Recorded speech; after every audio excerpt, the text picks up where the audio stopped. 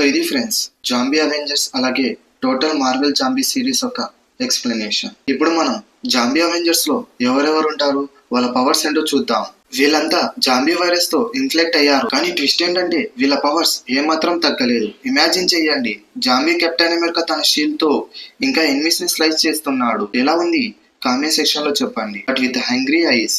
Zombie iron man ఏమో full armour లో ఉంటాడు, కానీ మోరల్ లేని జీనియస్ రాకెట్స్ రిపల్సర్స్ అన్ని వెపన్స్ ని ఫుల్ ఫోర్స్ లో యూజ్ చేస్తున్నాడు.